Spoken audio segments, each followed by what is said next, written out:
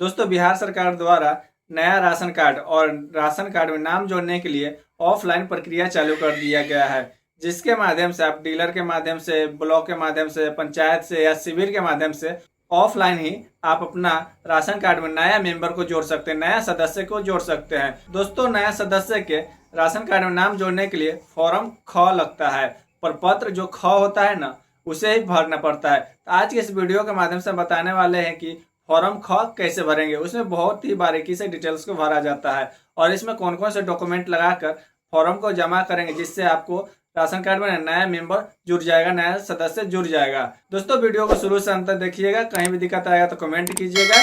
तो चलिए वीडियो को शुरू करते हैं। दोस्तों, यहाँ पे हमारे पास आवेदन पत्र का प्रपत्र ख है, यानी कि जो नाम जोड़ने वाला फॉर्म होता है ना, या आपके राशन कार्ड में कोई सुधार करना है उसके लिए ख फॉर्म लगता है। यहाँ पे देख सकते हैं, लोक सेवा के अधिकार अधिनियम के अंतर्गत विद्यमान राशन कार्ड में उपांतरणों अथवा विद्यमान राशन कार्ड के प्रत्यर्पण रद्द करने के लिए आवेदन पत्र का प्रपत्र ख।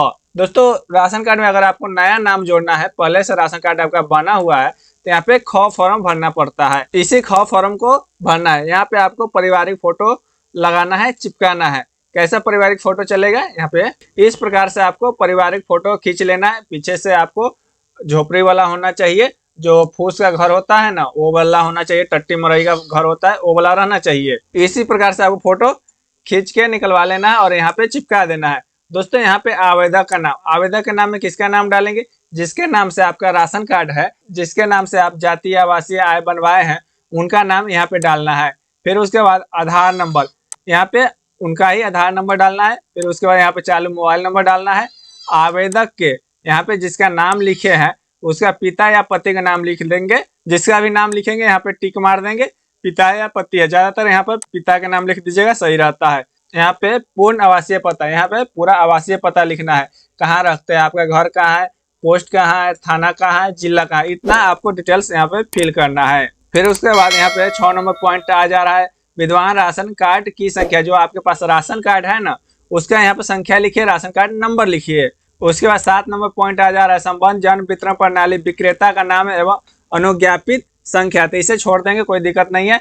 उसके बाद 8 नंबर कॉलम आएगा, विद्यमान राशन कार्ड में उपांतरण का कारण, यानी कि इस राशन कार्ड में आप क्या चीज करना चाहते हैं। निवास में परिवर्तन हो गया, इसके लिए सुधार करना चाहते हैं, जन्म या मृत्यु है, या कार्ड में वर्णित ब्यौरों में अशुद्धियां, या आपके जो राशन कार्ड है ना उसमें कोई गलतियां हैं, या आपको नया मेंबर जोड़ना है ना, तो यहाँ पे एक ऑप्शन मिलेगा घ अन्य कारण। तो यहाँ पे नया सदस्य को जोड़ना है, लिख देना है यहाँ पे कलम से कि नया सदस्य को जोड़ना है। उसके बाद यहाँ पे कॉलम नंबर 9 में आ जाना है। यहाँ पे विद्यमान राशन कार्ड में उपांतरण हेतु विवरण, यानी कि जिसका भी नाम जोड़ना है ना, उसका यहाँ पे डिटेल्स डालना है, उसका नाम डालना है। मान लीजिए कि आपको 2 व्यक्ति का नाम जोड़ना है, जिसका भी नाम जोड़ना है ना उसका यहाँ पे नाम लिखेंगे, उसका पिता या पति का नाम लिखेंगे। अगर महिला होगी तो अगर शादीशुदा महिला होगी तो पति का नाम लिखेंगे, नहीं तो पिता का नाम लिखेंगे। उसके बाद यहाँ पे जेंडर बताना है, उसके बाद उम्र बताना है। अगर आपके 18 साल उम्र है तो यहाँ पे 18 साल लिखेंगे, अगर 18 साल से कम है तो यहाँ पे 18 साल से कम लिखेंगे। यहाँ पे विवाहिक स्थिति बताना है कि आप शादीशुदा है या अभी शादी नहीं हुआ है,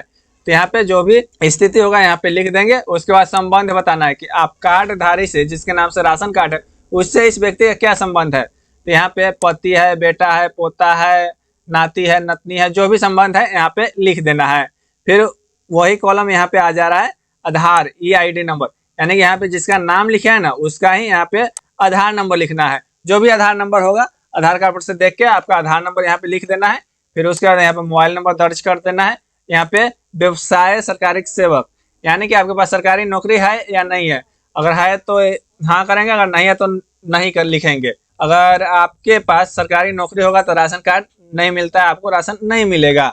तो यहाँ पे क्लियर हो जाना है, यहाँ पे नहीं लिखना है। उसके बाद आमदनी का स्रोत, दोस्तों यहाँ पे हम क्लियर कर दें कि आप बच्चे का नाम जोड़ रहे हैं ना, तो यहाँ पे आमदनी के स्रोत में यहाँ पे लिख दीजिएगा मान्य नहीं है, वही आपका उम्र 18 साल से ज्यादा है तो यहाँ पे मजदूरी लिख दीजिएगा। और मासिक आय, जो इनकम सर्टिफिकेट बना होगा ना, मान लीजिए कि 1,20,000 से कम का ही बना होगा, वहां पर जितना का भी बना होगा इनकम सर्टिफिकेट ना, मान लीजिए 75,000, 80,000, जितना का भी बना होगा उसमें 12 से भाग दे देंगे, और जितना भी मासिक आय आएगा ना तो यहाँ पे लिख देंगे। उसी प्रकार से एक से ज्यादा व्यक्ति का नाम जोड़ना है तो उसी प्रकार से पहले नाम लिखेंगे, पिता या पति का नाम लिखेंगे, जेंडर बताना है क्या है, उसके बाद उम्र बताना है, सब आधार कार्ड से बताना है। उसके बाद शादी हुआ है या नहीं हुआ है, उसके बाद संबंध बताना है।